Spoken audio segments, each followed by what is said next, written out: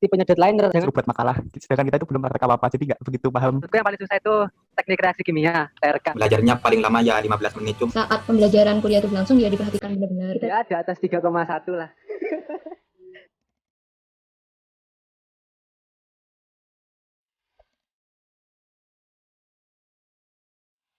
Bismillahirrahmanirrahim. Assalamualaikum warahmatullahi wabarakatuh. Selamat datang di podcast Himatek episode keempat dengan judul Hai, pinjam otaknya dong. Namun sebelum itu, kita kenalan dulu yuk. Oke, kenalin semua. Nama aku Farhan Abduri. Aku dari Teknik Kimia 2018. Oke. Aku asli Lumajang. Seperti itu. Oke, siap. Makasih Farhan. Halo, kenalin semua. Aku Evi Nabila Dianita dari Tekkim Angkatan 2018, asal dari Jember. Oke, selamat datang Evi. Next dari Angkatan 19 dong. Perkenalkan, nama saya Muhammad Rizaludin dari Tekim 19 asal Jember. Siap, terima kasih Rizal. Selanjutnya dari Angkatan 20. Halo semua, perkenalkan nama saya Muhammad Akbar Dujanwarta, biasa dipanggil Arta. Saya berasal dari Kabupaten Lumajang. Oke, sampai di sama kayak Farhan. Perkenalkan, nama saya Ferdinand Pramudia Senarto. Saya dari Tekim Angkatan 2020. Saya dari Ngawi. Terima kasih semuanya udah perkenalan satu-satu ya. Kita langsung saja ke pertanyaan podcastnya. Yang pertama, aku tanya ke yang angkatan tua dulu lah. Yaitu ke Farhan. Secara garis besar, matkul Tekim yang paling susah menurut Farhan? Matkul Tekkim yang paling susah ya, sepanjang aku nempuh pendidikan di Tekkim ya, sampai semester 6 ini, menurutku yang paling susah itu teknik reaksi kimia, TRK. Teman-teman nyebutnya itu TRK. Soalnya emang mungkin dari tenaga pengajarnya itu belum bisa beradaptasi dengan mahasiswanya gitu, kurang sesuai sama karakternya mahasiswa Tekkim gitu. Nah, tapi kalau menurutku itu emang dari materinya itu ya cukup rumit gitu dibanding dengan materi yang lain gitu, kayak mungkin ATK atau ya kayak termo itulah gitu, itu lebih susah TRK kalau menurutku itu sih dari pendapatku gitu. Oh, jadi berarti kalau dari Farhan itu seperti faktor dari tenaga pengajarnya ya, yang emang menyesuaikan sama karakter dari mahasiswa. Kalau dari Evi sendiri, matkul Tekim yang menurutmu secara garis besar paling susah apa? Kalau menurutku itu sama kayak Farhan tadi, jadi selama sampai semester 6 ini yang paling susah itu TRK sama ATK, terutama TRK ya, karena selama pembelajaran itu dosennya itu cenderung ke mengasih teori, sedangkan aplikasi ke dalam contoh soal itu jarang. Jadi saat ujian, baik itu ujian tengah semester ataupun ujian akhir semester, itu mahasiswanya itu cenderung kesulitan dalam mengerjakan soalnya, karena selama pembelajaran itu kita jarang dikasih latihan soal. Selama penempuh sampai semester 6 ini sih gitu kalau untuk TRK.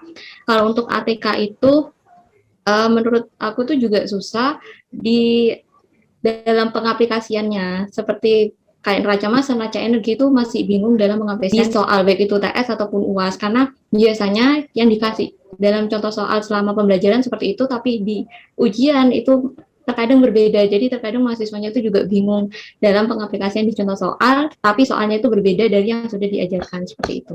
Oh, kalau dari Evi ini ada dua mata kuliah ya, ATK sama TRK. Di Rizaludin, menurutmu matkul Tekim yang secara garis besar itu yang menurutmu susah apa? Menurut saya sih, mau dibilang susah enggaknya itu tergantung dari waktu pemberian materinya. Kan kayak matkul termo. Nah, di termo itu kan bisa dibilang susah, bisa dibilang tidak. Cuma kalau penyampaian materinya bagus, jadi bisa ngerti gitu, kitanya itu bisa ngerti. Jadi menurut saya itu semua matkul itu sama aja kalau penyampaiannya itu bagus. Tergantung dari belajarnya kita juga sih. Berarti dari pendapatnya Rizal itu harus ada komunikasi nih antara pengajar sama mahasiswanya. Dari Arta dulu deh.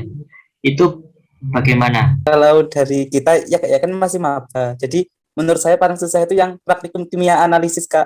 Soalnya gini, Kak. Jadi kita praktikum tapi suruh membayangkan praktikumnya tidak dilakukan secara langsung.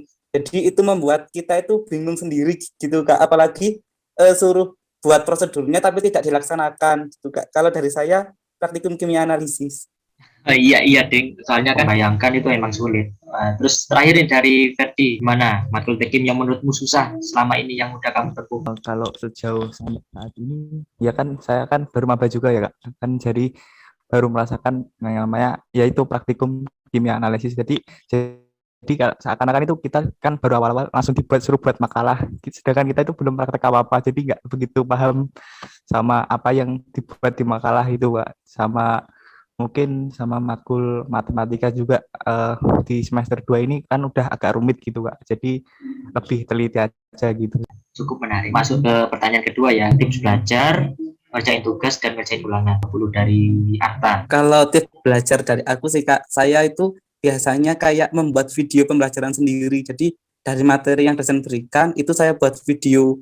Dari video itu saya tonton lagi Kak. Jadi saya bisa mereview lagi materi-materi yang telah diberikan. Materi yang sudah disampaikan saya baca lagi, saya tulis lagi. Untuk mengerjakan soalnya lebih banyak menonton dari YouTube tentang trik cepatnya, tentang langkah-langkah pengerjaannya yang cepat dan yang tepat, sama banyak-banyak latihan soal dari yang dosen diberikan sama dari sumber-sumber buku gitu Kak kalau dari saya. Oh, berarti sistemnya review ya, setelah belajar kita review, belajar kita review. Terus dari Ferdi nih, dari Ferdi gimana? Kalau dari saya sendiri itu kalau misal belajar Kak itu belum ada mata kuliahnya itu dimulai. Jadi tidaknya itu saya ada angan-angan nanti bakal bahas apa. Jadi saya tahu dulu bagaimana itu materinya. Terus kalau misal mengerjakan tugas segera mungkin saya kerjakan supaya nanti nggak lupa gitu Kak. Soalnya kan takutnya malah lupa terus nggak kumpulkan gitu Kak. Berarti Anda bukan tipe deadlineers ya, yang mepet-mepet deadline.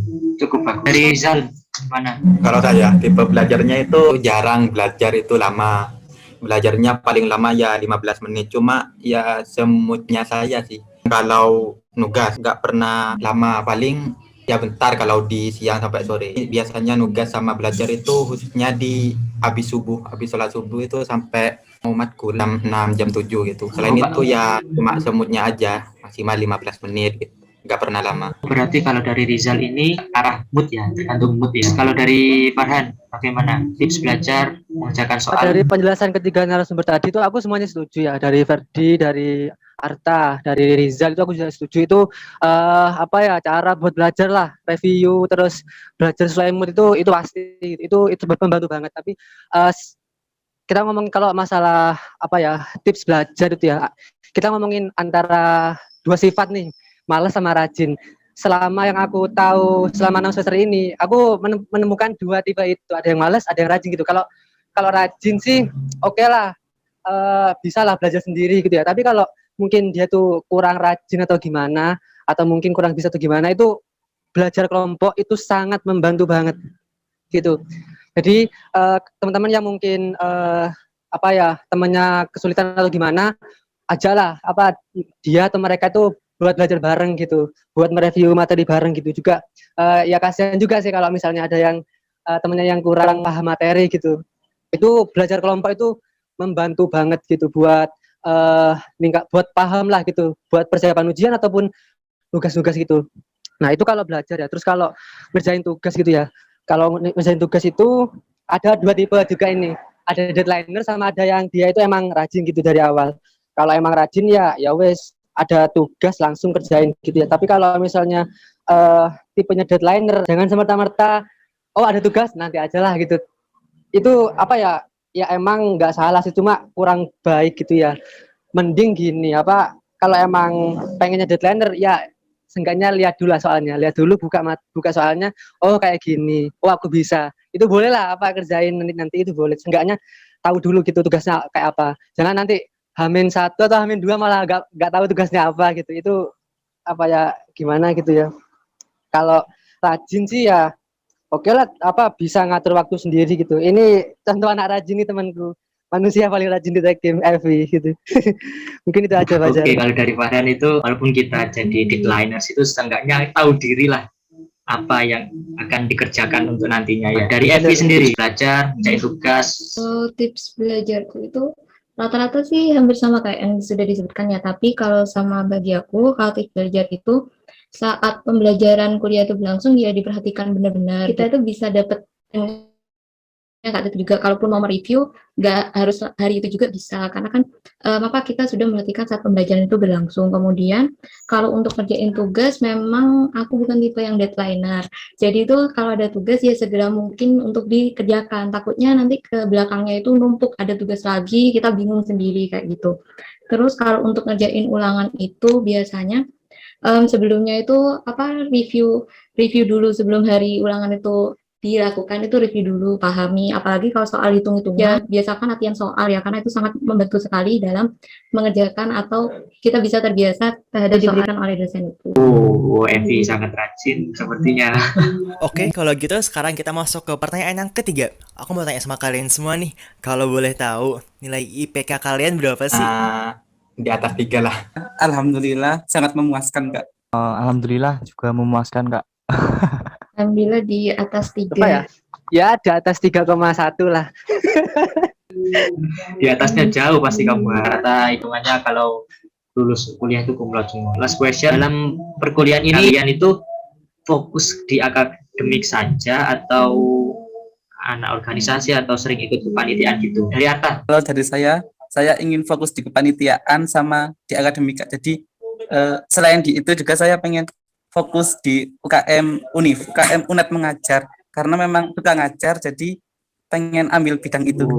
Bagus. Nanti harus seimbang ya akademik sama kepanitiaan. Dari Ferdi gimana? Saya pribadi Kak, jadi saya itu rencananya pengennya 50-50 gitu Kak. Jadi imbang antara akademik dengan keorganisasian agar nantinya saya itu juga ada soft skill dan juga ada akademiknya juga keangkat gitu Kak. Oke, terima kasih dari Ferdi. Dari Rizal bagaimana? Kalau dari saya itu pengennya fokus di dua-duanya.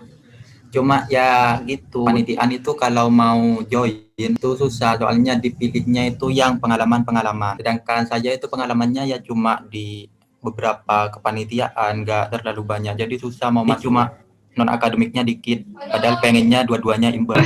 Cukup mengenaskan, tapi nggak apa-apa lah. Dari Evi nih, akademik atau kepanitiaan atau Kalau dua-duanya? aku sudah pernah gabung di UKM Einstein, juga pernah ikut kepanitiaan dalam acara yang dilakukan di UKM Einstein. Jadi diusahakan ya seimbang antara akademik maupun yang non akademiknya, karena untuk non akademik itu juga juga bermanfaat nantinya untuk menambah soft skill kita. Tapi pentingnya itu dalam membagi waktu. Mereka mampu, maka sebaiknya ya seimbang antara akademik maupun yang non akademiknya, seperti itu. Ya, kebanyakan mahasiswa itu kalau udah fokus di panitiaan atau organisasi itu suka lupa waktu sama kegiatan harusnya yang ditempuh di perkuliahan. Oke. Dari Farhan nih terakhir, gimana Han?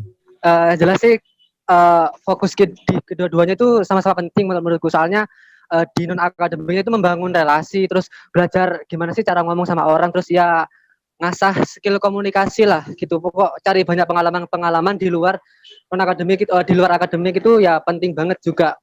Terus di Tekim ini kegiatan akademik sama kegiatan non akademik yang bisa diikuti. Kalau non akademik kan jelas kayak tadi itu UKM, organisasi, ormawa ataupun kepanitiaan itu bisa diikuti gitu loh. Nah, jadi kita belajar juga di perkuliahan gitu. Nah, kalau kegiatan akademik itu juga lumayan banyak sih. Bisa lomba-lomba, esai, terus PKM gitu ya. Apalagi esai, KTI, PKM itu, terus ada juga ini proyeknya dosen mungkin. Kalau misalnya teman-teman nanti di chat dosen atau ditawarin proyek dosen apapun itu entah pengabdian ataupun penelitian ataupun nulis bisa mungkin teman-teman itu diikuti ya. Itu karena emang mungkin efeknya itu bukan sekarang atau gimana nanti, tapi impactnya ke itu sih, ke mungkin skripsi gitu. Contohnya kayak penelitian dosen gitu, hibah dosen itu rata-rata aku tanya ke cutting ya yang sekarang penelitian itu kemarin sih udah itu ya itu enak gitu, yang udah pengalaman itu tinggal tinggal nulis doang sih, nggak pokok lebih lancar aja gitu, soalnya emang udah ada pengalaman gitu sebelumnya gitu. Mungkin itu sih kegiatan akademik ada, kegiatan akademik ada gitu, itu sama-sama penting kalau menurutku itu sih. Terima kasih. Kalau ikut penelitian dosen, selain kita tahu tentang skripsi, kita juga dapat honorium. Oke. Nice. Betul. Baik deh kalau gitu, karena pertanyaan udah selesai semua. Makasih ya buat Farhan, buat Evi, Rizal, Arta, dan juga Ferdi. Makasih banyak atas waktunya. Aku sebagai CO host dari Mizan, terima kasih kepada kalian. See you next time di podcast selanjutnya. Bye-bye. Wassalamualaikum warahmatullahi wabarakatuh. Warahmatullahi wabarakatuh. Iya. Kalau dipangan. Ya wes, pinter ya. See you next time. Aduh.